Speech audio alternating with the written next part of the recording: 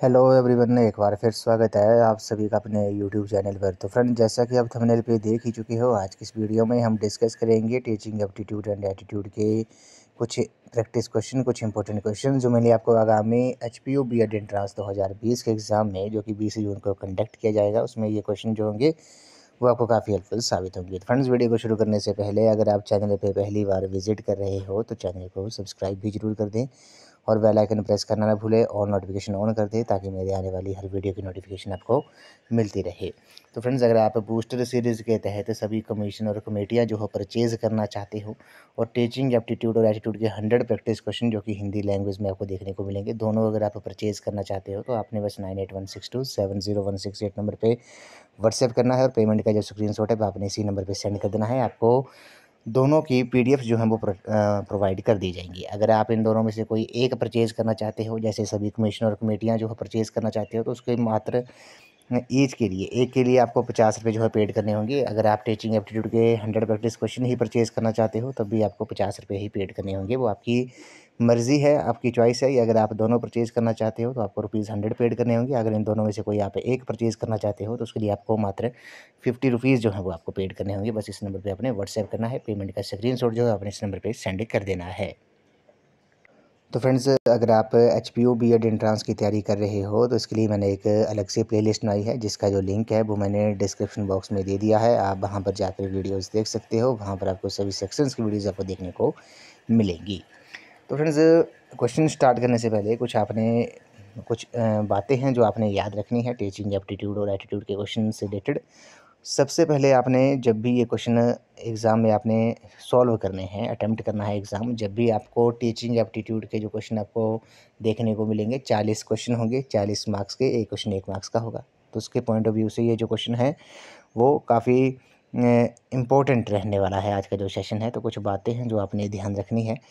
तो सबसे पहली बात है कि जब भी आपने टीचिंग एप्टीट्यूड और एटीट्यूड के क्वेश्चन जब आपने एग्ज़ाम में सॉल्व करने हैं या अगर आप प्रैक्टिस कर रहे हो तो आपने दोनों दोनों लैंग्वेज में, हिंदी और इंग्लिश दोनों में आपने क्वेश्चन को जो है वो रीड करना है 2 या 3 बार। ठीक है, हर एक क्वेश्चन को 2 या 3 बार जो है वो रीड करना है।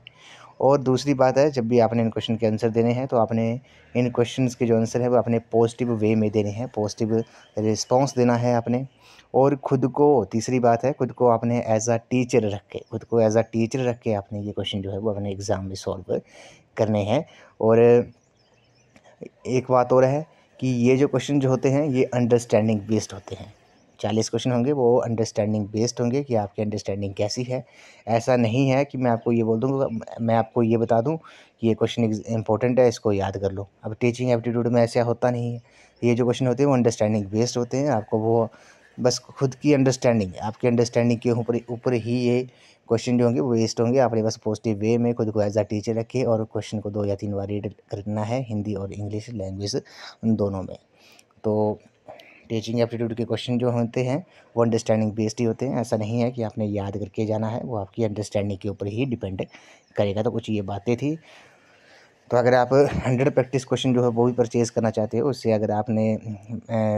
अगर आप उनको उसको परचेज़ करते हो लेकिन वो हिंदी लैंग्वेज में ही होंगे, वो अगर वो प्रैक्टिस के लिए आप परचेज़ करना चाहते हो तो व्हाट्सएप कर सकते हो और आप टीचिंग एप्टीट्यूड के क्वेश्चनों की प्रैक्टिस आप उन क्वेश्चन से कर सकते हो। या फिर अगर आपके पास कोई अपना मटेरियल है, अपना प्रीवियस ईयर का कोई पेपर है तो उसको भी आप सॉल्व कर सकते हो। ज़रूरी नहीं है कि आप परचेज़ कर ही लो। तो ये कुछ बातें थी जो आपने टीचिंग एप्टीट्यूड और एटीट्यूड के क्वेश्चन सॉल्व करते टाइम आपने ध्यान देनी थी। अब क्वेश्चन पे चलते हैं। क्वेश्चन नंबर 111 है, फर्स्ट क्वेश्चन है इस वीडियो का। इसमें बोला गया कि which one of the following is the most important element in teaching. तो निम्नलिखित में से कौन सा शिक्षण में सबसे महत्वपूर्ण तत्व है। तो ये क्वेश्चन जो है काफ़ी इंपॉर्टेंट है।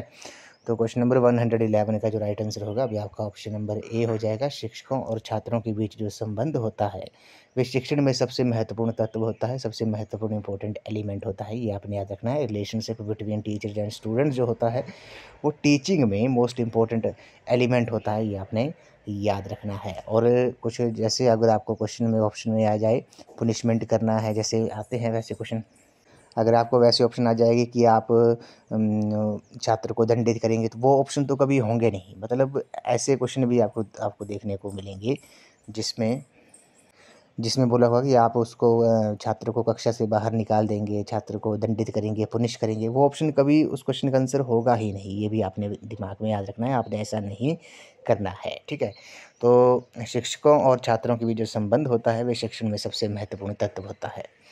अगले प्रश्न में चलते हैं। When is the best time to evaluate a student performance. बोला गया है कि किसी छात्र के प्रदर्शन का मूल्यांकन करने का जो सबसे अच्छा समय होता है वे कब होता है। ये क्वेश्चन भी जो है तो अंडरस्टैंडिंग बेस्ड है, आपको पता है। तो अनुदेशात्मक प्रक्रिया के दौरान, through out the instruction process के दौरान जो होता है वो किसी छात्र के परफॉर्मेंस को इवेलुएट करने का जो होता है वो सबसे बेस्ट टाइम होता है। ये आपने याद रखना है। तो ऑप्शन नंबर डी जो है इस क्वेश्चन का राइट आंसर है। क्वेश्चन नंबर 113 पे चलते हैं। Why is educational philosophy important for teachers. तो बोला गया कि शिक्षकों के लिए शैक्षिक दर्शन जो है वो महत्वपूर्ण क्यों है।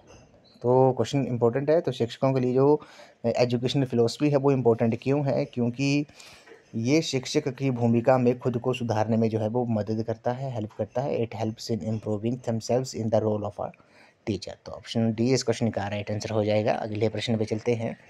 इसमें बोला गया कि a teacher who is not able to draw the attention of his student should. तो एक शिक्षक को जो अपने छात्रों का ध्यान आकर्षित करने में सक्षम नहीं है तो उसे क्या करना चाहिए। ये क्वेश्चन भी काफ़ी इंपॉर्टेंट है।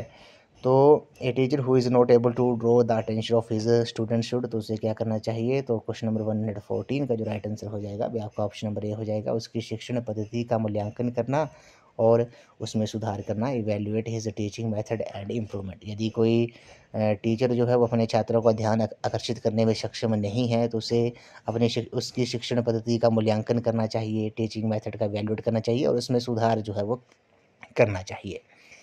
अगले प्रश्न में चलते हैं। इसमें बोला गया कि the mental development of the child associated and increase in. तो बालक का मानसिक विकास निम्न की वृद्धि से संबंधित है। तो बालक का जो मानसिक विकास होता है वे किसकी वृद्धि से मतलब ग्रोथ से जो है वो संबंधित होता है, रिलेटेड होता है। क्वेश्चन नंबर 115 का जो राइट आंसर होगा वे आपका ऑप्शन नंबर सी हो जाएगा। उसके ज्ञान का भंडार, हिज स्टॉक्स ऑफ नॉलेज। तो बालक का जो मानसिक विकास है वे उसके ज्ञान के भंडार की वृद्धि से जो है वो संबंधित होता है। ऑप्शन नंबर सी इस क्वेश्चन का करेक्ट आंसर है। क्वेश्चन नंबर 116 पे चलते हैं। इसमें बोला गया है कि the majority of the teachers in your school want you to be the staff secretary, you are not very confident, how will you react to the proposal. तो बोला गया है कि आपके विद्यालय के अधिकांश शिक्षक आपको स्टाफ सचिव जो है वो बनाना चाहते हैं, आप अधिक आत्मविश्वासी नहीं हैं, इस प्रस्ताव पर आपकी क्या प्रतिक्रिया होगी।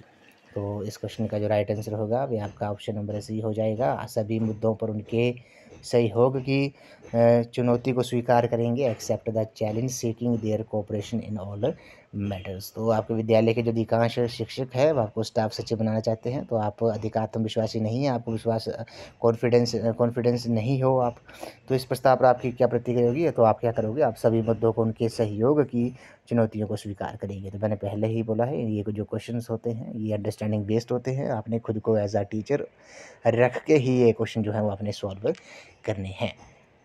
क्वेश्चन नंबर 117 पे चलते हैं। मातृभाषा में सीखना एक छात्र को डैश में मदद करता है, उसे क्या सिखाया जा रहा है। Learning in the mother tongue helps a student to dash what is being tough. ठीक है। तो क्वेश्चन नंबर 117 में बोला गया है कि मातृभाषा में सीखना एक छात्र को किस में मदद करता है। तो ये आसानी से समझने में मदद करता है, इसलिए कॉम्प्रिहेंड जो है इस क्वेश्चन का राइट आंसर है। मातृभाषा में सीखना जो है वो एक छात्र को आसानी से समझने में जो है वो मदद करता है कि उसे क्या सिखाया जा रहा है।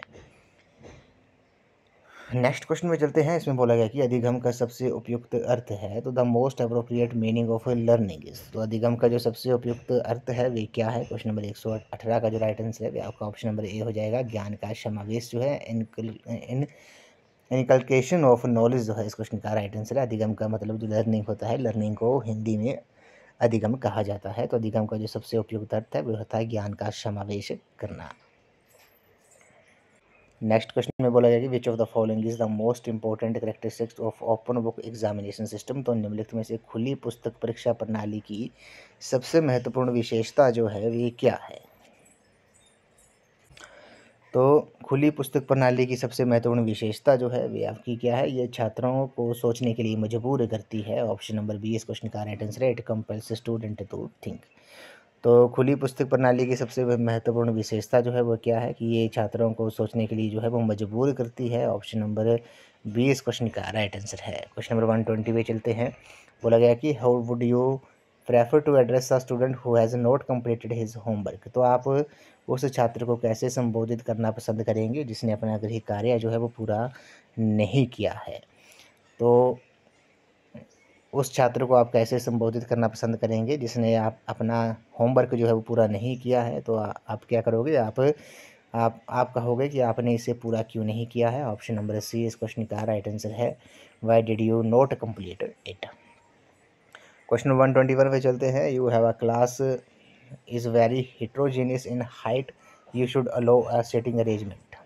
तो क्वेश्चन में बोला गया है कि आपके पास एक कक्षा है जिसमें ऊंचाई में बहुत विषमता है, आपको बैठने की व्यवस्था करनी चाहिए। यानी कि आपकी क्लास में जो बच्चे हैं वे उनकी जो हाइट है, ऊंचाई जो है वो डिफरेंट है सभी की। तो आप क्या करोगे, तो आपने क्या करना है, जहाँ छोटे छात्रों को इस तरह से बैठने की अनुमति है कि वे कक्षा की गतिविधियों को आसानी से देख सकते हैं और भाग ले सकते हैं। तो जो छोटे बच्चे होंगे, हाइट में जो छोटे होंगे, उनको इस तरह से बैठने की अनुमति देंगे कि कक्षा की गतिविधियों को आसानी से देख सकते हैं और भाग ले सकते हैं। जैसे मान लो अगर आपने छोटी हाइट वाले बच्चों को अगर आपने लास्ट बेंच पे बिठा दिया तो उसको कुछ नहीं दिखेगा जो आगे आप पढ़ा रहे होंगे या ब्लैक बोर्ड पे जो भी लिख रहे होंगे। तो आप क्या करोगे, उनको अनुमति दे देंगे, परमिशन दे देंगे कि कक्षा की गतिविधियों को आसानी से देख सकें, वहाँ पर वो बैठने की आप उनको अनुमति देंगे छोटे बच्चों को। अगले प्रश्न पे चलते हैं। In order to develop a good rapport with students a teacher should. तो छात्रों के साथ एक अच्छा तालमेल विकसित करने के लिए एक शिक्षक को क्या चाहिए, काफ़ी इंपॉर्टेंट क्वेश्चन है। तो छात्रों के साथ एक अच्छा तालमेल जो है विकसित करने के लिए एक शिक्षक को जो है वो अच्छी तरह से संवाद करना चाहिए। कम्युनिकेट वेल जो है इस क्वेश्चन का राइट आंसर हो जाएगा। तो फ्रेंड्स, अगर आपको ये सेशन जो है वो पसंद आ रहा है तो वीडियो को लाइक, शेयर एंड कमेंट साथ में ज़रूर कर दें और वीडियो को ज़्यादा से ज़्यादा शेयर भी ज़रूर कर दें अपने दोस्तों के साथ। क्वेश्चन नंबर 123 पे चलते हैं। The development of a student personality is affected the most by. तो किसी छात्र के व्यक्तित्व का विकास जो है वो सबसे अधिक प्रभावित होता है। तो किससे वो प्रभावित होता है, तो वो घर में भावनात्मक वातावरण से। ये आपने याद रखना है। The development of a student personality is affected the most by. तो इमोशनल क्लाइमेट एट होम जो होगा इस क्वेश्चन का राइट आंसर होगा। किसी छात्र के व्यक्तित्व का जो विकास है वह सबसे अधिक प्रभावित होता है घर में भावनात्मक वातावरण से। यानी कि इमोशनल जो इन्वायरमेंट होता है घर में, उससे जो है वो छात्र के जो व्यक्तित्व का जो होता है, पर्सनैलिटी जो है वो होती है, वो काफ़ी अफेक्ट होती है। क्वेश्चन नंबर 124 पे चलते हैं। The quality to teaching is reflected. तो शिक्षण की गुणवत्ता परिलक्षित होती है। तो शिक्षण की जो गुणवत्ता होती है वो परिलक्षित होती है। The quality to teaching is reflected. ये किससे रिफ्लेक्टेड होती है, तो ये छात्रों द्वारा पूछे गए प्रश्नों की गुणवत्ता से जो है वो शिक्षण की जो गुणवत्ता है वो परिलक्षित होती है। By the quality of questions asked by student. The quality to teaching is reflected. तो ये होती है by the quality of questions asked by students. Option number C जो है इस क्वेश्चन का राइट आंसर है।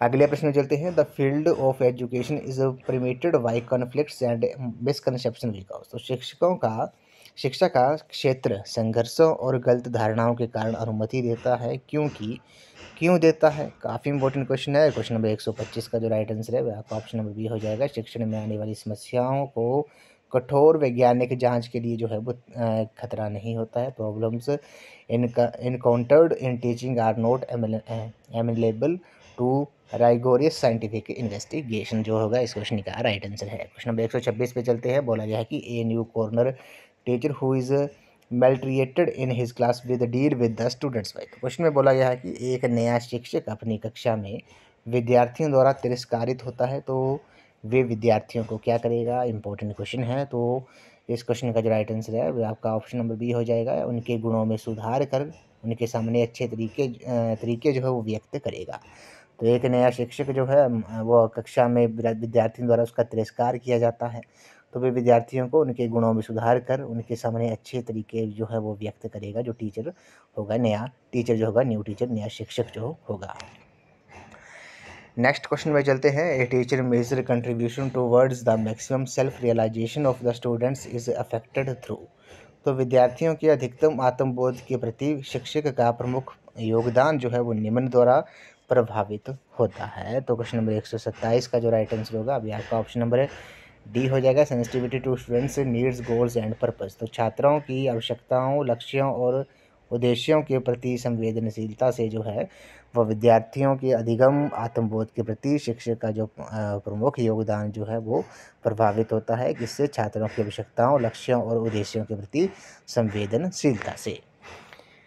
क्वेश्चन नंबर 128 पे चलते हैं। Suppose a student wants to share his problems with his teacher and he visit the teacher house for the purpose the teacher. तो बोला गया है कि मान लीजिए एक छात्र अपनी समस्याओं को अपने शिक्षक के साथ जो है वो साझा करना चाहता है और वे इस उद्देश्य के लिए शिक्षक के घर जाता है। तो शिक्षक को चाहिए, तो मान लीजिए एक छात्र को कोई प्रॉब्लम्स है, समस्याएं हैं, तो वो आपके घर आता है। आप एक टीचर हो, मैंने पहले ही बोला कि आपने खुद को एज अ टीचर रखे क्वेश्चन सॉल्व करने हैं, तो आपके घर वो प्रॉब्लम अपनी शेयर करने आता है। तो इस उद्देश्य के लिए वो आपके घर आता है, तो आप क्या करोगे? काफ़ी इंपॉर्टेंट क्वेश्चन है, अंडरस्टैंडिंग बेस्ड क्वेश्चन होते हैं ये।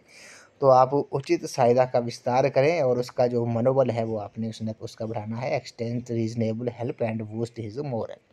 तो ऑप्शन नंबर ए जो है इस क्वेश्चन का राइट आंसर हो जाएगा। क्वेश्चन नंबर 129 पे चलते हैं। In which teaching method learner participation is made optimal and proactive. तो किस शिक्षण पद्धति में विद्यार्थी की भागीदारी को सर्वोत्तम और सक्रिय जो है वो बनाया जाता है? तो क्वेश्चन नंबर 129 का जो राइट आंसर होगा अभी आपका ऑप्शन नंबर ए हो जाएगा। विवेचना विधि यानी कि डिस्कशन मेथड के द्वारा शिक्षार्थी की भागीदारी को सर्वोत्तम और सक्रिय जो है वो बनाया जाता है। ऑप्शन नंबर ए इस क्वेश्चन का राइट आंसर है। अगले प्रश्न में चलते हैं। The use of teaching add is justifies on the grounds of. तो शिक्षण सहायक सामग्रियों का उपयोग निम्न के आधार पर जो है वो उचित है।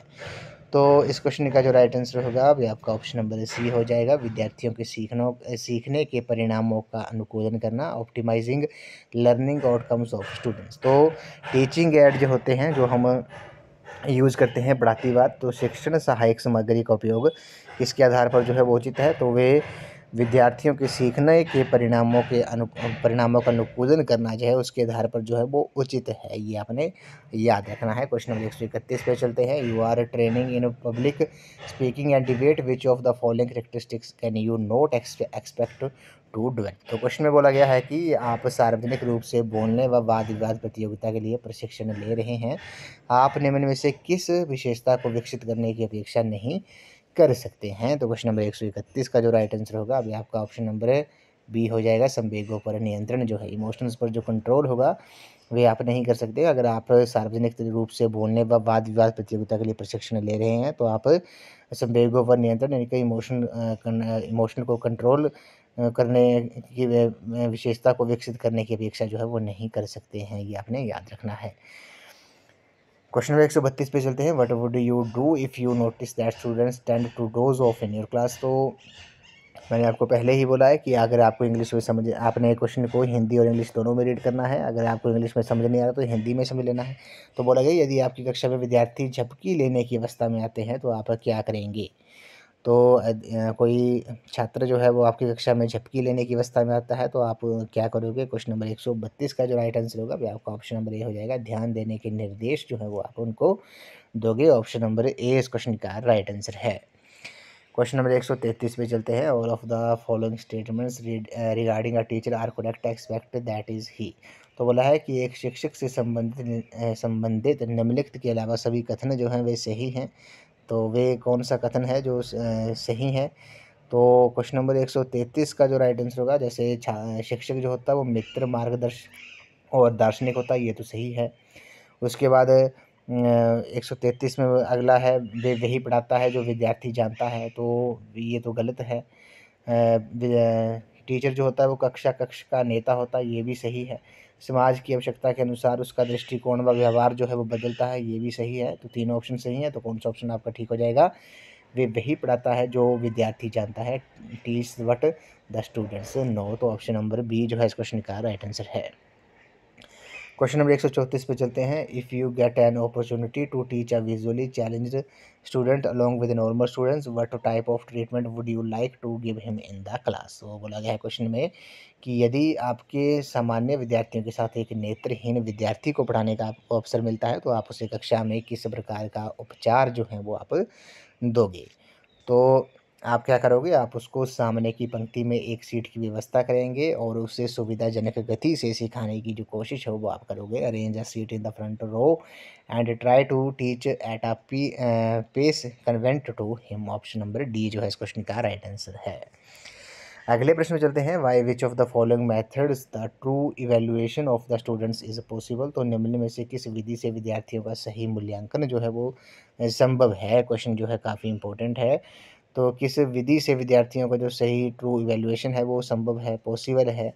तो क्वेश्चन नंबर 135 का जो राइट आंसर होगा अभी आपका ऑप्शन नंबर सी हो जाएगा। सतत मूल्यांकन जो होगा, कंटिन्यूस इवैल्यूएशन जो होगा, इसके द्वारा जो है वो विद्यार्थियों का जो है वो सही मूल्यांकन जो है वो संबंधित है। अगर आप उसका कंटिन्यूसली अगर आप उसका इवैल्यूएशन करते हो स्टूडेंट की, तो इससे क्या होगा, इससे विद्यार्थियों का जो सही मूल्यांकन के बारे में आपको पता लग जाएगा। ऑप्शन नंबर सी जो है इस क्वेश्चन का राइट आंसर है। क्वेश्चन नंबर 136 पे चलते हैं। When some students are deliberately attempting to disturb the discipline of the class by making mischief, what will be your role as a teacher। तो question में बोला गया है कि आपकी कक्षा में कुछ विद्यार्थी जानबूझकर शरारत करके कक्षा के अनुशासन को बिगाड़ने का प्रयास करते हैं, तो एक शिक्षक के रूप में आपकी क्या भूमिका होगी। तो आप क्या करेंगे, उन्हें आत्मनिरीक्षण का अवसर देकर उनके व्यवहार में जो है वो आप सुधार करेंगे। ऑप्शन नंबर डी जो है इस क्वेश्चन का राइट आंसर है। आपने ऐसा नहीं करना है कि उन विद्यार्थियों को निष्कासित कर देंगे या उन विद्यार्थियों को अलग कर देंगे, अपने अधिकारों के साथ समूह को सुधारेंगे, ऐसा नहीं है। आपने ऐसे आंसर नहीं देने हैं कि कोई पुनिश करना है, कक्षा से बाहर निकाल देना है। तो आपने वो क्वेश्चन जो वैसे ऑप्शन जो है वो आपने वो नेग्लेक्ट कर देने हैं। वो ऑप्शन कभी भी आंसर नहीं होंगे टीचिंग एप्टीट्यूड और एप्टीट्यूड के क्वेश्चंस में। क्वेश्चन नंबर 137 पे चलते हैं। एक शिक्षक को प्रश्न पूछने में धारा प्रवाहक कहा जाता है यदि वे पूछ सकता है। तो a teacher is said to be fluent in asking question if. Next question में बोला गया कि a teacher is said to be fluent in asking question if he can ask. तो एक शिक्षक को प्रश्न पूछने में धारा प्रवाहक जो है वो कहा जाता है यदि वे पूछ सकता है। तो क्वेश्चन नंबर 137 का जो राइट आंसर होगा वह आपका ऑप्शन नंबर ए हो जाएगा। सार्थक प्रश्न जो है, मीनिंगफुल क्वेश्चन जो है, इस क्वेश्चन का राइट आंसर हो जाएगा। एक शिक्षक को प्रश्न पूछने में धारा प्रवाहक जो है वो कहा जाता है यदि वे कोई मीनिंगफुल क्वेश्चन जो है वो पूछ सकता है। तो क्वेश्चन नंबर 137 का जो राइट आंसर होगा वह आपका ऑप्शन नंबर ए हो जाएगा। क्वेश्चन नंबर 136 का जो राइट आंसर था, आपकी कक्षा में कुछ विद्यार्थी जानबूझकर शरारत करके कक्षा के अनुशासन को बिगाड़ने का प्रयास करते हैं, तो एक शिक्षक के रूप में आपकी क्या भूमिका होगी। तो इसका जो राइट आंसर था वो आपका ऑप्शन नंबर डी हो जाएगा। उन्हें आत्मनिरीक्षण का अवसर देकर उनके व्यवहार में जो है वो सुधार करेंगे। क्वेश्चन नंबर 138 पे चलते हैं। If you see that some people are weeding your college with whom you do not share a good relation, what would you do. तो यदि आप देखते हैं कि कुछ लोग आपके सहकर्मी को पीट रहे हैं जिसके साथ आप एक अच्छा रिश्ता साझा नहीं करते, तो आप क्या करेंगे। तो क्वेश्चन नंबर 138 का जो राइट आंसर है वह आपका ऑप्शन नंबर सी हो जाएगा। लड़ाई रोकने का प्रयास करेंगे, लड़ाई को रोकने का प्रयास करेंगे, attempt to stop the fight. यदि आप देखते हैं कि कुछ लोग सहकर्मी को पीट रहे हैं, तो जिनके साथ आपके रिलेशन जो है वो जिनके साथ आप एक अच्छा रिश्ता साझा नहीं करते हैं, तो आप उनकी लड़ाई को रोकने का प्रयास करेंगे। ऐसा नहीं करेंगे कि आप ध्यान दिए बिना चले जाएंगे। ऐसा भी नहीं करना है कि दूसरों की मदद से असामाजिक लोगों को दूर भगाएंगे। आप लड़ाई को रोकने का प्रयास करेंगे। क्वेश्चन नंबर 139 पे चलते हैं। बोला गया है कि suppose you punished a student by mistake, his parents call another senior teacher to discuss about the wrong punishment, what will we you do in such case. तो बोला गया कि मान लीजिए आपने गलती से एक विद्यार्थी को दंडित कर दिया, उसके माता पिता गलत सज़ा के बारे में चर्चा करने के लिए एक अन्य वरिष्ठ अध्यापक को बुलाते हैं। ऐसे में आप क्या करेंगे।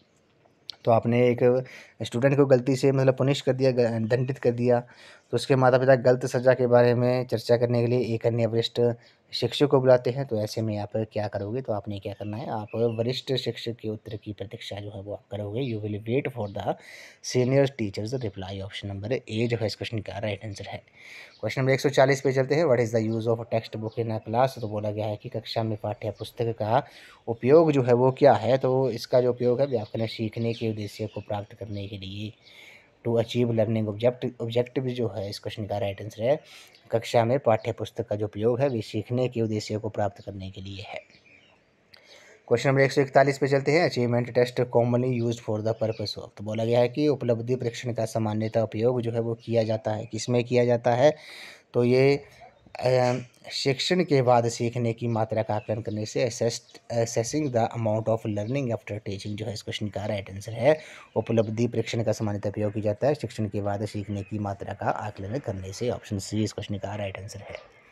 क्वेश्चन नंबर 142 पे चलते हैं। क्वेश्चन नंबर 142 में बोला गया कि you are authorised to grade his the students in their practicals you will. तो बोला गया कि आपको एक प्रायोगिक परीक्षा में विद्यार्थियों को ग्रेड देने के लिए अधिकृत किया गया है, तो आप क्या करेंगे। तो क्वेश्चन नंबर 142 का जो राइट आंसर होगा भाई आपका ऑप्शन नंबर बी हो जाएगा। विद्यार्थियों को केवल उनके निष्पादन के आधार पर बिना किसी पक्षपात के ग्रेड देंगे। ऑप्शन बी इस क्वेश्चन का राइट आंसर है। क्वेश्चन नंबर 143 पे चलते हैं। Which educational psychologist believed in that fact all childrens have the potential to learn. तो किस शैक्षिक मनोवैज्ञानिक ने इस तथ्य पर विश्वास किया कि सभी बच्चों में सीखने की क्षमता होती है। तो ये किसने कहा था। क्वेश्चन नंबर 143 का जो राइट आंसर है आपका ऑप्शन नंबर ए हो जाएगा। फ्रेडरिक फ्रोवेल जो है इस क्वेश्चन का राइट आंसर है। फ्रेडरिक फ्रोवेल ने इस तथ्य पर विश्वास किया कि सभी बच्चे में सीखने की क्षमता होती है। ऑप्शन नंबर ए जो है इस क्वेश्चन का करेक्ट आंसर हो जाएगा। क्वेश्चन नंबर 144 पे चलते हैं। इसमें बोला गया कि on the first day of his class if teacher is asked by the students to introduce himself he should. तो कक्षा में प्रथम दिन यदि विद्यार्थियों द्वारा शिक्षक को अपना परिचय देने के लिए कहा जाता है तो उसे चाहिए तो आप क्या करेंगे।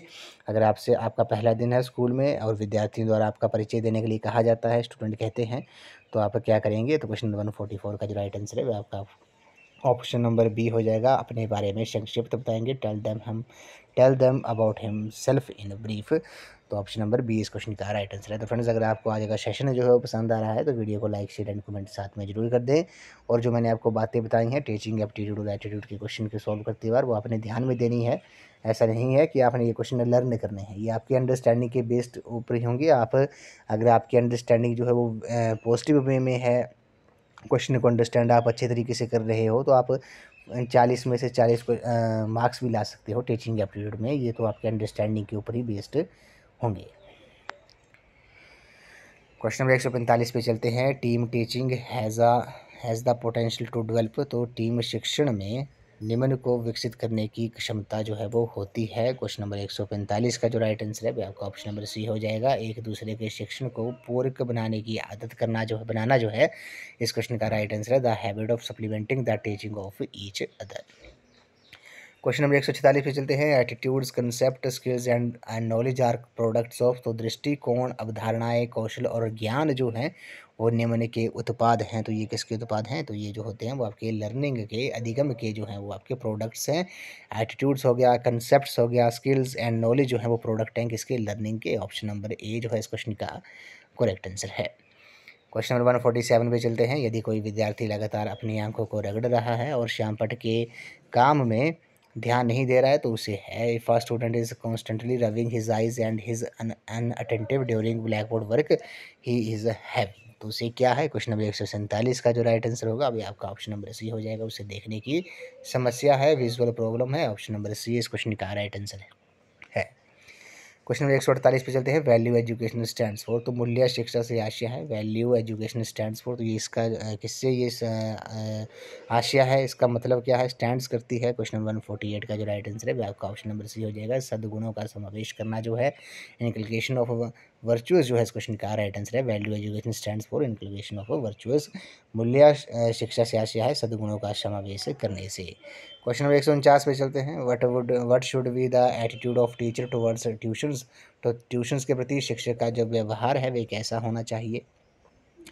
तो इस क्वेश्चन का जो राइट आंसर है वो आपका ऑप्शन नंबर बी हो जाएगा। उसे इस कार्य को सेवा के रूप में जो है वो करना चाहिए। He should do it as charity. Option B जो है इस क्वेश्चन का राइट आंसर है। ट्यूशन के प्रति शिक्षक का जो व्यवहार है वे उसे इस कार्य को सेवा के रूप में जो है वो करना चाहिए। इस वीडियो का ये लास्ट क्वेश्चन है। इसमें बोला गया कि suppose you are teaching in a minority college where casteism and narrow mindedness victimise you for better adjustment there you should. तो इंग्लिश में रीड कर लेना है, उसके बाद आपने हिंदी में पढ़ लेना है। तो मान लीजिए आप एक अल्पसंख्यक महाविद्यालय में पढ़ा रहे हैं और वहाँ बेहतर समायोजन के लिए जातिवाद और संकीर्ण मानसिकता ने आपको पीड़ित किया है, तो आपको चाहिए तो आप क्या करोगे। इस क्वेश्चन का जो करेक्ट आंसर हो जाएगा अभी आपका ऑप्शन नंबर ए हो जाएगा, इस संकीर्ण दीवार से परे मानवतावादी मूल्यों का उत्थान करें और अपने विद्यार्थियों में वैज्ञानिक दृष्टिकोण का विकास करें। तो ऑप्शन नंबर ए जो है इस क्वेश्चन का राइट आंसर हो जाएगा, uplift the humanistic values beyond these narrow wall and develop scientific temper in your students. Option number A जो है इस क्वेश्चन का करेक्ट आंसर है। तो फ्रेंड्स आज की इस वीडियो में बस इतना ही। आज हमने टीचिंग एप्टीट्यूड और एटीट्यूड के कुछ क्वेश्चन जो है वो हमने इस वीडियो में डिस्कस किए, जो प्रीवियस ईयर में पूछे गए थे। तो मैंने जो आपको आगामी HPU BEd एंट्रांस में ये क्वेश्चन और इन क्वेश्चन को अटैम्प्ट करने का जो तरीका मैंने आपको बताया है, इससे आपको एग्ज़ाम में काफ़ी हेल्प जो है वो आपको मिलेगी। तो फ्रेंड्स आई होप आपको ये वीडियो पसंद आई होगी। तो वीडियो को लाइक शेयर एंड कमेंट जरूर कर दें और चैनल को सब्सक्राइब भी जरूर कर दें। बेल आइकन प्रेस करना ना भूलें और नोटिफिकेशन ऑन कर दें, ताकि मेरे आने वाली हर वीडियो की नोटिफिकेशन आपको मिलती रहे। तो फ्रेंड्स मैं बस 3 बातें आपने ध्यान देनी है। टीचिंग एप्टीट्यूड और एटीट्यूड के 40 क्वेश्चन आपसे पूछे जाएंगे, 40 मार्क्स के ही होंगे और एक क्वेश्चन 1 मार्क्स का होगा। और आपने जो बातें ये मैंने आपको पहले ही बोला था वीडियो के शुरू में स्टार्टिंग में, कि जब भी आपने इन क्वेश्चन को सॉल्व करना है तो आपने दोनों लैंग्वेज में क्वेश्चन को, हिंदी और इंग्लिश दोनों में आपने रीड करना है और हर एक ऑप्शंस को 2 या 3 बार पढ़ना है। और पॉजिटिव वे में आपने इनका आंसर देने हैं और ख़ुद को एज अ टीचर रख के आपने ये क्वेश्चन जो है वो आपने सॉल्व करने हैं। तो ये कुछ बातें हैं जो आपने याद रखनी है। टीचिंग एप्टीट्यूड और एटीट्यूड के क्वेश्चन सॉल्व करती बार होता क्या है, ये क्वेश्चन जो होते हैं, मैंने कितनी बार पहले भी बोला था आपको कि ये जो क्वेश्चन होते हैं वो अंडरस्टैंडिंग बेस्ड होते हैं। ऐसा नहीं है कि मैं आपको कोई मटेरियल बोल दूँ या फिर वीडियो में बता दूँ कि इस वीडियो को देख लो, आपके 40 में से 40 क्वेश्चन ठीक हो जाएंगे या 30-35 मार्क्स आ जाएंगे। ऐसा नहीं है, ये आपकी अंडरस्टैंडिंग के ऊपर ही बेस्ड क्वेश्चन होंगे। जैसा आप सोचते हो, अंडरस्टैंड करोगे क्वेश्चन को, वैसे ही आप, वो आपके ऊपर ही डिपेंड करता है जो टीचिंग एप्टीट्यूड और एटीट्यूड के क्वेश्चन होते हैं। बाकी अदर सेक्शंस हैं जैसे HPG के हैं, इंडियन जी के हैं, हाँ मैं चलो ऐसे उसमें ऐसे बोल दूंगा कि आप ये याद कर लो, हाँ उसको तो आप याद कर लोगे, लेकिन टीचिंग एप्टीट्यूड और एटीट्यूड में ऐसा नहीं है, ये आपकी अंडरस्टैंडिंग के ऊपर ही बेस्ड होंगे। तो फ्रेंड्स अगर आप सभी कमीशन और कमेटियाँ जो है परचेज़ करना चाहते हो और टीचिंग एप्टीट्यूड और एटीट्यूड के 100 प्रैक्टिस क्वेश्चन जो हो परचेज़ करना चाहते हो, आपने इस नंबर पे व्हाट्सएप कर देना है 9816270168 नंबर पे, और पेमेंट का स्क्रीनशॉट आपने इस नंबर पे सेंड कर देना है। आपको प्रोटेक्टेड PDF जो प्रोवाइड कर दी जाएंगी। अगर आपने दोनों परचेज़ करनी है, national commission and committees of education और टीचिंग एप्टीट्यूड और एटीट्यूड के 100 प्रैक्टिस क्वेश्चन हिंदी लैंग्वेज में, तो आपको 100 रुपीज़ पेड करने होंगे। अगर आपने कोई एक ही परचेज़ करना है तो उसके लिए आपको मात्र 50 रुपये जो है वो पेड करने होंगे। तो बस आपने इस नंबर पे पेमेंट जो है वो आपने कर देनी है। अब वो आपकी चॉइस है, अगर आप दोनों परचेज़ करना चाहो दोनों कर सकते हो, एक परचेज़ करना चाहो तो एक परचेज़ कर सकते हो। तो फ्रेंड्स आज की इस वीडियो में बस इतना ही। आई होप आपको ये वीडियो पसंद आई होगी। तो वीडियो को लाइक शेयर एंड कमेंट जरूर कर दें और चैनल को सब्सक्राइब भी जरूर कर दें। तो थैंक यू फ्रेंड्स।